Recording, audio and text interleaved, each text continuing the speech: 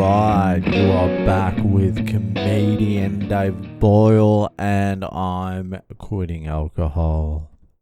So we went on a massive fucking ride today. Just jumped on the bikes, me and my wife put our helmets on, and the kids just fucking no helmets. There's no helmets for kids here, apparently. We looked everywhere. They're like, just fucking let them on the bike, just let them ride. Their skulls are supple, it'll just bounce. We need to protect adult heads because they've ossified, they're harder. Kids' heads are supple. Don't worry about their heads, they're good. It does seem strange that you cannot find a kid's helmet anywhere in Goa, and it didn't seem to bother us. We just continued on. Jump on board, kids. It's chaos out there and Dada doesn't really know how to ride, but fucking jump on. The Goan said it's sweet. That's what I love about India. It's just chaos. So much freedom, unless you're Indian and from a lower caste or you got no money. Like, there's a lot of freedom if you're on holiday here. Anyway, we went for a massive fucking ride. We went to look for like the Portuguese area, like where all the Portuguese style architecture and bars and shit are. So we just Googled some fucking bar. I think it was called Joe's Bar, and just set off there. It was an hour ride, and we got there, and it was such a fucking cool little area. It was such a skanky little fucking bar, this bar. It was local as fuck. I think it was called Joe's Bar. Let me just fucking make sure, just in case any cunts ever in Goa. Joseph's Bar. Joseph Bar. Oh my god, you've never seen a dive bar like it. There was just two little fucking rooms jammed full of fucking Indians and like one skanky looking fucking white dude. I don't usually use the word skanky, but that's the only way I can describe Joseph Bar. And I wanted to go in there, but we walked in and they're like, no kids, which is exactly what you want from a fucking bar. Get the kids out of there. Fuck them off.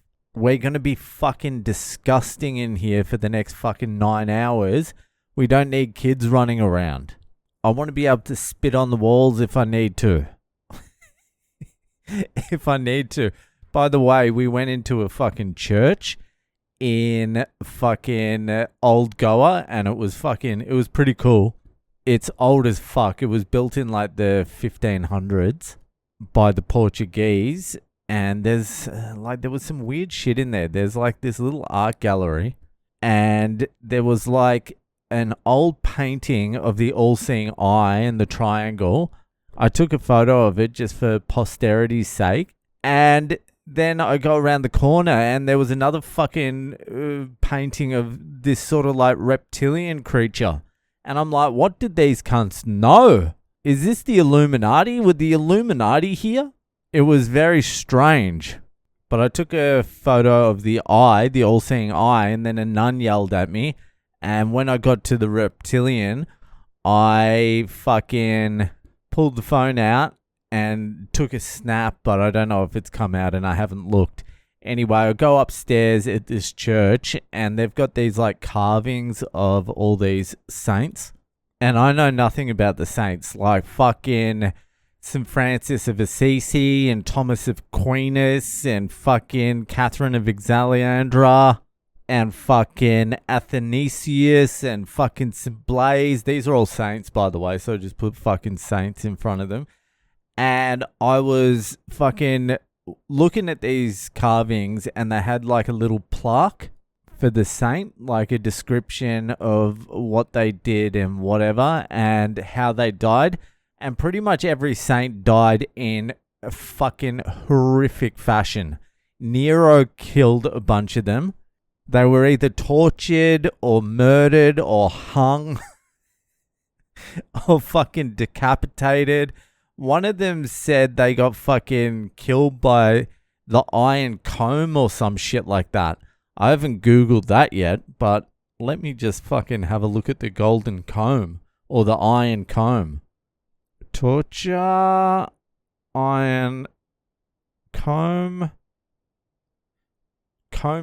Torture. Tortured with iron combs before being beheaded. Alright, let's fucking go down this rabbit hole. Can someone explain to me what it is? Combing, sometimes known as carding, is a sometimes fatal form of torture in which iron combs designed to prepare wool and other fibers for woolen spinning are used to scrape, tear, and flay the victim's flesh. Jesus Christ. So one of the saints got fucking copped with a fucking iron combing and then beheaded. By then, after the combing, you're sort of fucking looking forward to the beheading, aren't you? The torture is the thing to worry about. After a certain amount of torture, you're just like, fuck, even if I survive this, it's not looking good. It's like a fucking 9 to 10 month recovery from this fucking iron combing. And to be honest with you, I don't know if I'm going to be getting the best fucking healthcare around here. I mean, I don't know if they're going to have the best doctors on me after the combing. So I'm pretty much looking at a 9 to 12 month recovery in a cell with no windows, no food, no water, and rats running over me. So fucking bring on the fucking beheading. I am into it. By then I'd be like, you couldn't even fucking behead me, could you, cunt? I bet you, I'd be using so much reverse psychology, I bet you couldn't even fucking behead me. I bet you couldn't do it. I double dare you to do it. Anyway, all the saints seem to have died in horrific fashion. That was the church. That was Old Goa. It's actually quite nice out there. That's very touristy as well, but it still has its old charm. Anyway, back to Joseph's bar. Fucking, they kicked us out immediately. Thank God, but I can tell you right now, if I hadn't have quit drinking and if I didn't have a wife and kids on my ass, I would have sat there with some of the most disgusting people I've ever seen on site and drank all fucking day and all fucking night. It was like going back in time. But we got kicked out of there and we went around the corner to a place called Antonio's. And that was a cool little place as well. I would have drank there. What I would have done is I would have started at Antonio's, because going into Joseph's bar sober it's a lot. It's not somewhere you can just go in fucking raw dog. You gotta fucking lube up a little bit. So I would have gone to this place, Antonio's, around the corner, which we did, and that was a fucking cool place. I would have downed like maybe 8 to 9 drinks, got a real good fucking buzz going, and then fucking walked into Joseph's bar like I'm a god. I was sitting there with my fucking wife and kids, and I was just looking into the distance, thinking about that. Thinking about what I would have done if I was still drinking and they weren't here. I'm not going to lie. In my mind, it was good. It was real good. The fantasy was great. But then I had to fantasize about the hangover as well, which it would have hurt. It would have hurt.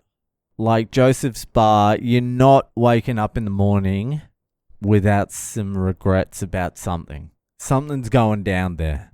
Anyway, even there was still a little bit touristy, but it wasn't like the fucking beaches here, which is just fucking chaos. It's chaos. But it was nice to go on a big fucking ride too. I think that's the only way to do things now. Like, you've got to do something that the hordes aren't going to do. Like, everyone can catch an Uber and shit now. Like, that's easy. It's just fucking so easy. But the hordes aren't going to fucking hire bikes. Not all of them anyway. You'll still get a few that will hire bikes and go on big fucking massive rides and fuck around on bikes. But not a lot. Like, you've whittled it down to a few. So if you can fucking ride a bike somewhere, you're getting away from the fucking masses. And that's what you want to do, because it's just too fucking gross.